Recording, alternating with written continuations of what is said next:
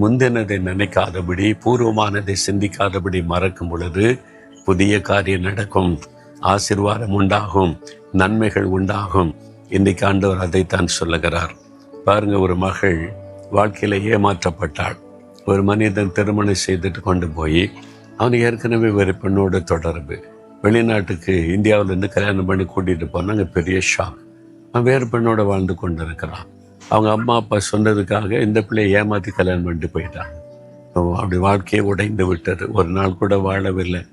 சில வருடங்கள் மாற்றம் வரும்னு எதிர்பார்த்து கடைசியில் அவன் அந்த பெண்ணோட வாழ்ந்துட்டான். டைவர்ஸ் பண்ணியாச்சு. இப்போ இந்த மகளுக்கு இனிமேல் அவ்வளோதான் நம்ம வாழ்க்கை முடிஞ்சது. சிலர் சொல்கிறாங்க, நான் எங்களுடைய காரியத்தை அறிந்து திருமணம் செய்யலான்னு சொல்லி. பயம், கலக்கம், ஏற்கனவே ஏமாந்துட்டோம், கஷ்டப்பட்டுட்டோம், இனிமேல் தேவையான்னு சொல்லி அந்த சமயத்தில் அந்த ஜெபிக்க வந்தாங்க. நானும் என் மனைவியும் அந்த மகளோடு பேசினோம். உன்னுடைய முந்தின வாழ்க்கையில் வந்த ஏமாற்றம், காயங்கள், வேதனை, நீ அதை மன்னித்து மறக்கும் போது தான் ஆண்டவர் புதிய காரியம் செய்ய முடியும். இனிமேல் அப்படி ஆயிருமோ அப்படின்னு நீ பயப்பட தேவையில்லை. ஒரு முறை அப்படி ஆயிட்டு அந்த பாதையை கடந்து வந்துட்ட ஆண்டவர் அதிலிருந்து உனக்கு ஒரு விடுதலை தந்து புது வாழ்க்கை தர விரும்புகிறார்.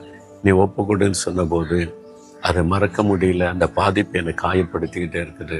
அதுக்கு இயேசு உதவி செய்வார்.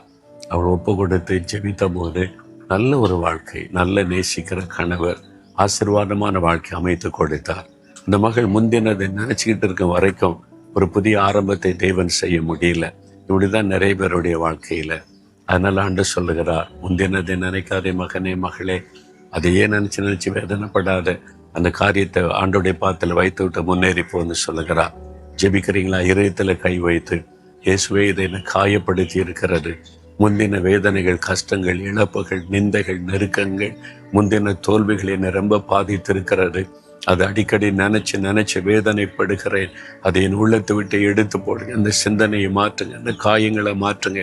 முந்தினதை நினைத்து கொண்டே இருக்காதபடிக்கு எனக்கு ஒரு புதிய ஆரம்பத்தை கொடுங்கன்னு இந்த மகன் செபிக்கிறாங்க, இந்த மகள் செபிக்கிறாங்க.